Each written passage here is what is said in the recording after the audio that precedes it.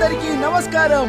ఈ రోజు జరగబోతున్న ఈ సరికొత్త కార్యక్రమంలో ఎవరవుతారు అగ్రహారం సీతాపతి. మొదటి పోటీదారుడు మా శివ. రెండవ పోటీదారుడు నీ పేరేంటి? నీకు తెలీదా? అడిగిన దానికి సమాధానం చెప్పు. ప్రతాప్.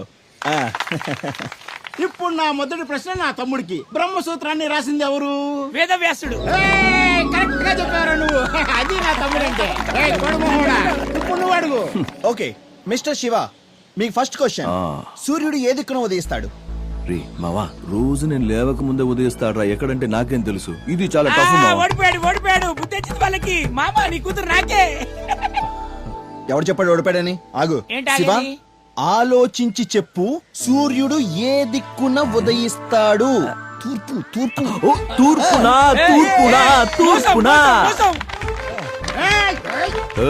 ఎవడిదిరా చీటింగ్? కోసి చూడు, బ్లడ్ లోనే చీటింగ్ అనేది లేదు. తమ్ముడు కూల్. శ్రీకృష్ణుడు బోధించిన చివరి గీత పేరేంటో ఆలోచించి చెప్పు తమ్ముడు. ఉద్భవ గీత. చెప్పండి. ఇప్పుడు నువ్వు అడుగు. ఓకే. వాట్ ద లైఫ్, అమ్మాయిలంటే తాపు. What the life.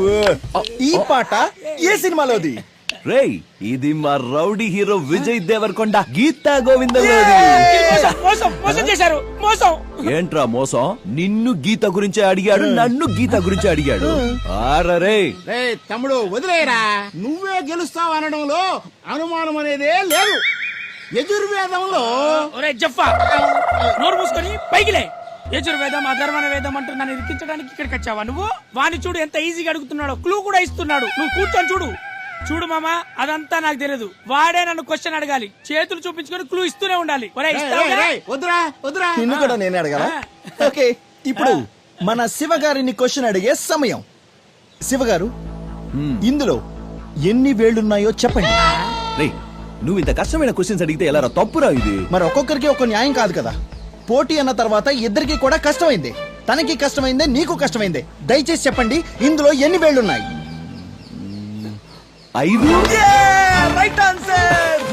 మావా ఏంటి మావా ఇదే? ఏ ప్రశ్న అడుగుతున్నాడు వాడు? చైన్ చూపిస్తాడు, క్లూని ఇస్తాడు, వాడు ఇష్టం చేస్తున్నాడు. ఇదే న్యాయమా మావా? నిన్ను కూడా చేయి చూపించి అడుగుతాను, కంగారు పడకు. ఓకే, ఇప్పుడు ప్రతాప్ గారిని క్వశ్చన్ అడిగే సమయం ఆసన్నమైంది. మిస్టర్ ప్రతాప్, 5 వేలు. క్వశ్చన్ అడిగానా? మరి మూసు కూర్చో.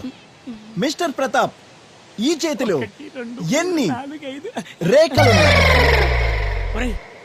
ఏం ప్రశ్న అడుగుతున్నావు తెలుస్తుందారా? రేఖలు ఇవ్వడం చెప్పగలరా? చెప్పాలమ్మా, అదే కదా గేమ్ అంటే. మరి మాత్రం ఈజీగా ఎన్ని వేలున్నాయో అడిగావు, నన్ను రేఖలు అడుగుతావా? వాణ్ణి ఎన్ని అడిగాను, నిన్ను ఎన్ని అడిగాను? తెలియదంటే తెలియదని ఒప్పుకో, నో ప్రాబ్లం. లేదు నేను ఎందుకు ఓడిపోయాను? సో అలా అయితే ఎన్నున్నాయో చెప్పు. అయ్యో, రేఖలు చెప్తారయ్యా. నన్ను మోసం చేస్తారా? నాశనం అయిపోతారు.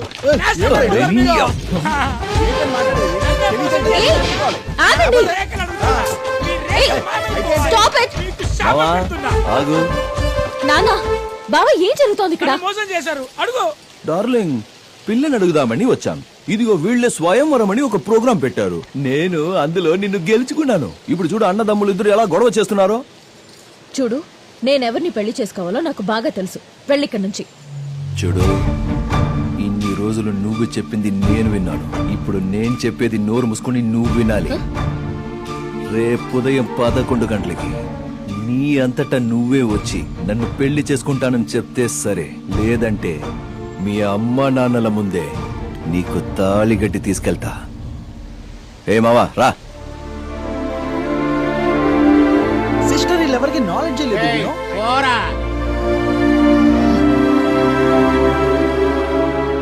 వందల మంది పిల్లలకి బ్రతుకు నేర్పే నేను నా బ్రతుకు గురించి ఆలోచించి నిర్ణయం తీసుకోలేనా నాన్న? వాడు నాకు కరెక్ట్ అనిపిస్తున్నాను నాన్న. మీరు తలదించుకునే పని నేను ఏ రోజు చేయను నాన్న. ధైర్యంగా ఉండండి. నేను లేకుండా వాడు బ్రతకడు నాన్న.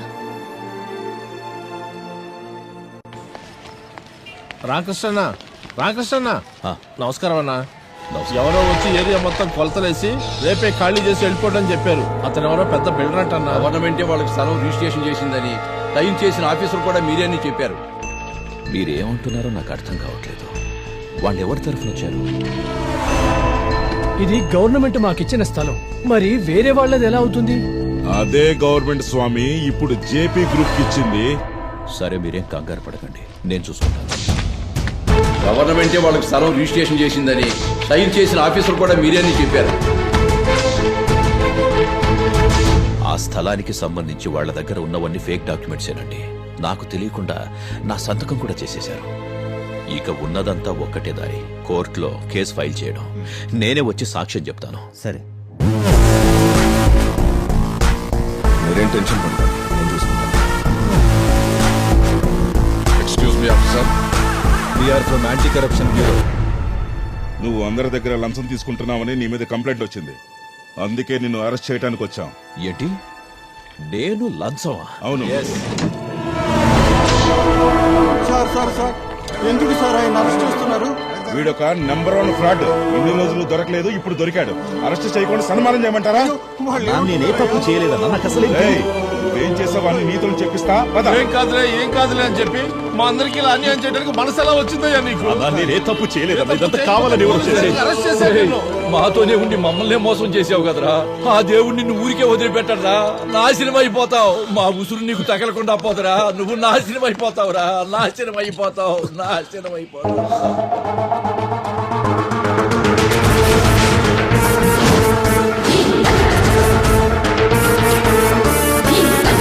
సబాష్. ఏంటయ్యా, మా అమ్మని అడ్డం పెట్టుకుని నాకే స్కెచ్ వేయాలని ప్లాన్ చేసావా?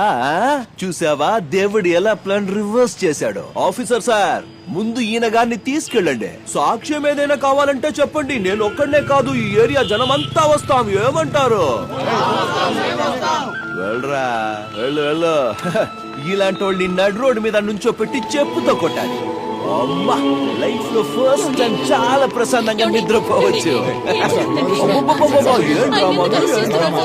మమ్మీ డార్లింగ్, నన్ను జైలుకు పంపించడానికి పరుగును వచ్చావు కదా. ఇప్పుడు ఈయన మంచోడు అనుకుని ఆయన వెనకాల పరిగెడుతున్నావా? దొంగలకి సపోర్ట్ చేయడం అంటే దొంగతనం చేసినట్టే. నీకు తెలీదమ్మా? ఇలాంటి దొంగ మొగుడు కోసం బంగారం లాంటి కొడుకునే దూరం చేసుకున్నావు. పర్వాలేదు, నాకేం బాధ లేదు. ఇప్పుడైనా రావచ్చు. నా హార్ట్ నీ కోసం ఎప్పటికీ ఓపెన్ గానే ఉంటుంది. మన ఏరియాలో ఉన్న డోలు డప్పు అన్ని తీసుకుని రండి రా. అన్నకు డాన్స్ చేయాలంది.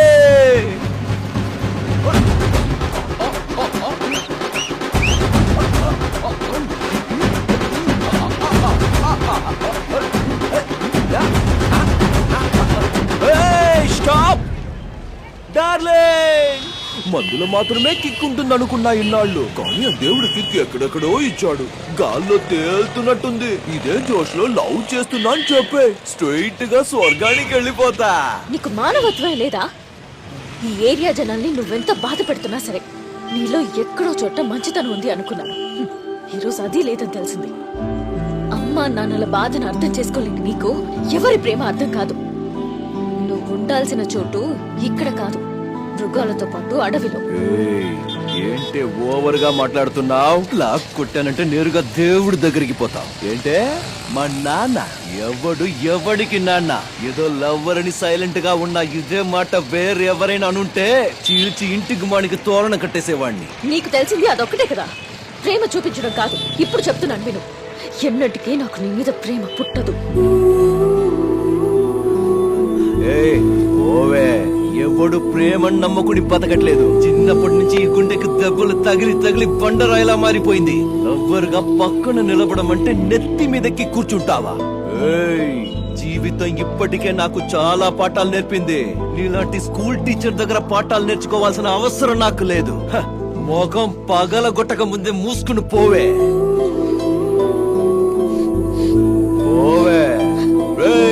వైరా మావద్దరు, నేను ఎలా డాన్స్ చేస్తానో చూడు.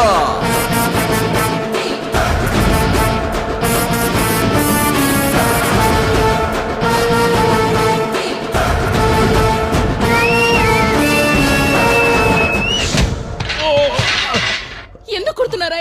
వదలండి నన్ను.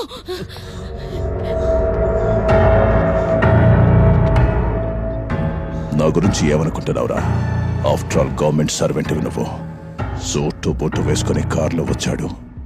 రూల్స్ గిల్స్ అంటే మోసుకొని వెళ్ళిపోతాడనుకుంటున్నావా? పక్కా కార్పొరేషన్ లోకల్ నా కొడుకు. నేను కార్పొరేట్ స్టైల్లో సూటు వేసుకున్నానంతే. నిన్ను ట్రాన్స్ఫర్ చేయించి అదే ప్లేస్ లో ఇంకొకరిని కూర్చోబెట్టి సంతకం చేయించడం నాకెంతసేపు, కానీ నీ చేతనే సంతకం చేయించాలని డిసైడ్ అయ్యా. చేయించాను. ఎలా చేశారని ఆలోచిస్తున్నావా?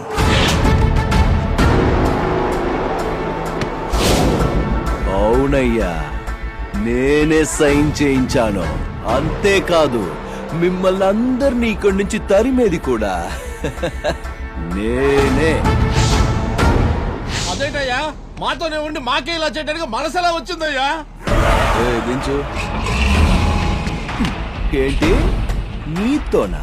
నీ ప్లాట్ లో నీ బెడ్రూమ్ పక్కనే నాకు ఒక రూమ్ కట్టించినట్టు చెప్తున్నా? పోరరే, ఏంటలా చూస్తున్నా? చూసిన జాలేలో ఫస్ట్ వీడి షాపు పగలకొట్ట.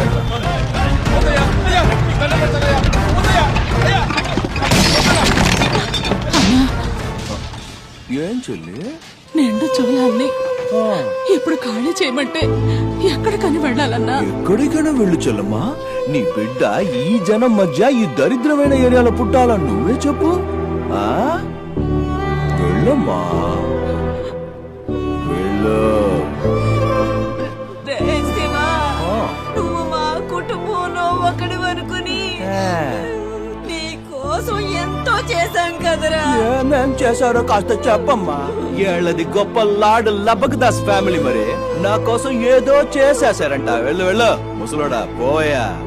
ఇప్పుడే ఆ ఏరియా జనాన్ని నీ కొడుకు చేతనే ఖాళీ చేస్తాను. చూస్తావా? ఏంటి చూస్తున్నారు? ఖాళీ చేసి వెళ్ళిపోవాలంతే. వాడు పోలీసులతో తరిమేస్తానన్నాడు.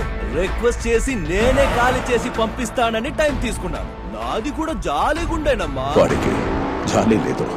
చూడు, రేపు ఆశ్రమం వాడు పెట్టిన కేసు హియరింగ్ అన్ని డాక్యుమెంట్స్ లీగల్ గా ఉన్నాయని నువ్వే వచ్చి సాక్ష్యం చెప్పాలి. నీకు 10 నిమిషాలు టైం ఇస్తున్నా. ఏం నిర్ణయించుకున్నారు అందరూ? ప్రాణాలతో ఉంటే ఎక్కడికైనా వెళ్ళి బతకొచ్చు. ఆలోచించండి అయ్యా. మామా, చెప్పరా వీళ్ళకి? నా మనసు అర్థం చేసుకోవట్లేదు. రేయ్, మీరేంట్రా చూస్తున్నారు? ధ్వంసం చెయ్యండి.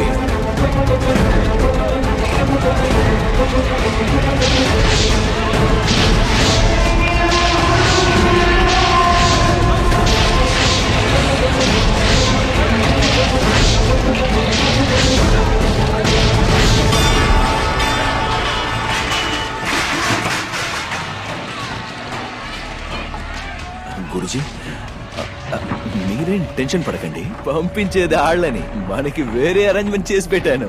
బాబు, ఇప్పటి వరకు నువ్వు చేసింది చాలు. ఇక మా కోసం నువ్వేమీ చెయ్యొద్దు. మేము పిల్లలు ఇంకెప్పుడు నీ కళ్ళకు కనపడం. అయినా నా ఆశ్రమంలో పెరిగిన నువ్వు ఎందుకురా ఇంత మూర్ఖంగా ప్రవర్తిస్తున్నావు? అమ్మా, నాన్న, చుట్టుపక్కల ఉన్న వాళ్ళందరినీ ఏడ్పించి నువ్వు సంతోషపడుతున్నావు. నీకు పెద్ద సల్యూట్ బాబు. ఏంటి గురో, వాళ్లతో కలిసి నన్ను కూడా కన్నీళ్లు కార్చమంటారా? చిన్నప్పటి నుంచి నాకు జరిగిన అన్యాయాన్ని మర్చిపోలేదు. సంతోషపడక వాళ్ళ చేసిన మోసానికి ఇంకేం చెయ్యమంటావు? వాళ్ళందరినీ గుండెల్లో పెట్టుకుని పూజ చేయమంటావా? ఎవరిదిరా మోసం? నీకోసం వాళ్ళు పెళ్లి చేసుకోవడమా? నా కోసం కాదయ్యా, వాళ్ళు వాళ్ళ సంతోషం కోసం చేసుకున్నారు. నోర్మై, చాలు. నీకు జీవితం ఇవ్వాలని మీ అమ్మ పెళ్లి చేసుకుంది, కానీ ఆవిడకి ఎలాంటి స్వార్థమూ లేదురా. అది అర్థం చేసుకోకుండా ఇల్లు వదిలిపోయింది నువ్వు.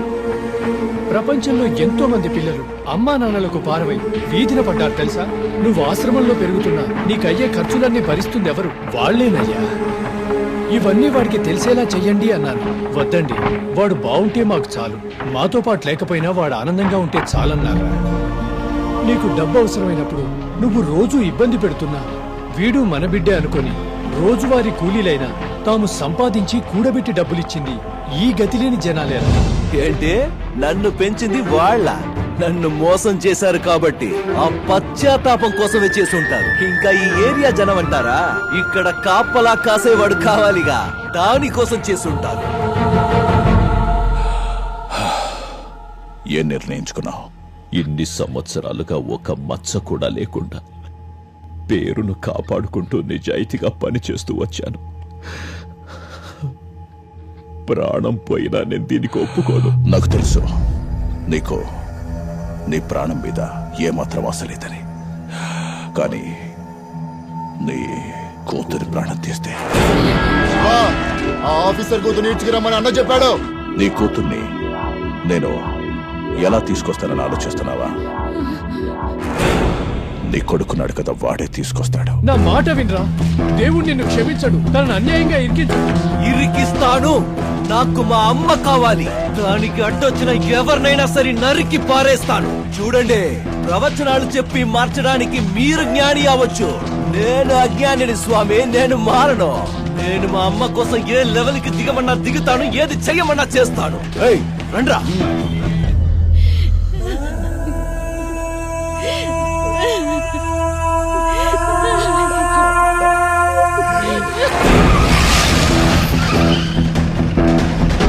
మీ అందరికీ వాడి మీద ఉన్నంత ప్రేమ వాడికి మీ మీద లేదు. లేదని మీరెలా చెప్పగలుగుతున్నారు? వాడు మొరటోడు కావచ్చు, కానీ కసాయివాడు మాత్రం కాదు. అది కాదు, నా మాట విను. ప్లీజ్, నాకు నమ్మకం ఉంది.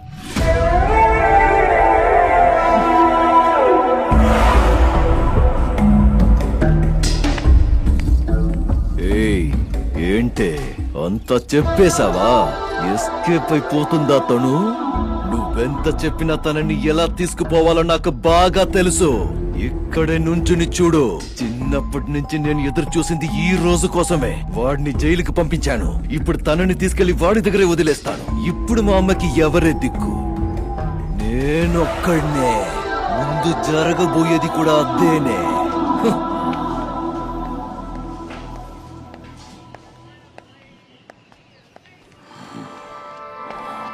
చెల్లమ్మా,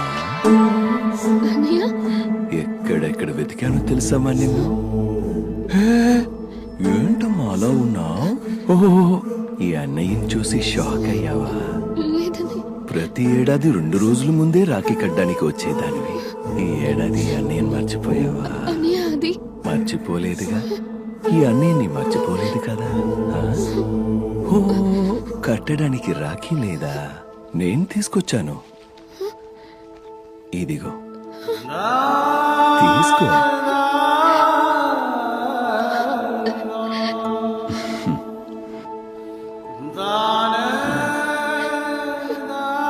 ఏం ఆలోచిస్తున్నావమ్మా? కట్టు.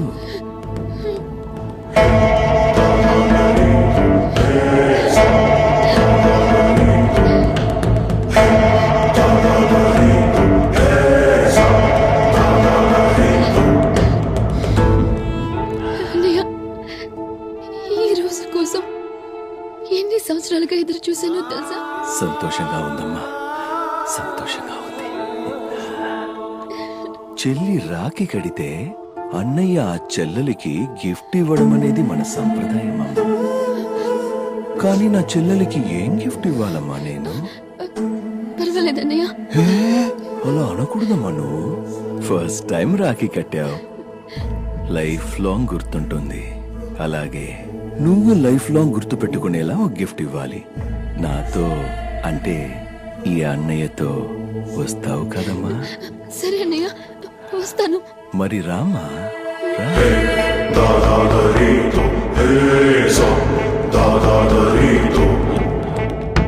ఏమైందమ్మా? వీళ్ళందరినీ చూస్తుంటే భయం వేస్తుందా?